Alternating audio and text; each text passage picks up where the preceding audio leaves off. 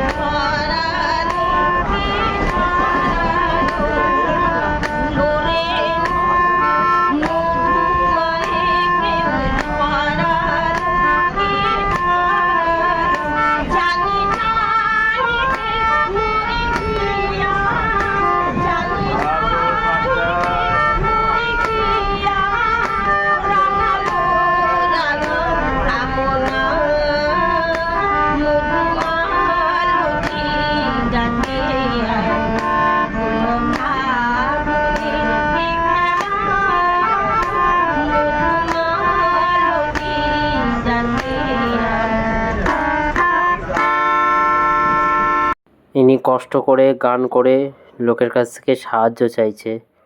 তো যদি আপনার কোনো সময় এনাকে দেখেন, তো আপনারা একটু সাহায্য করবেন।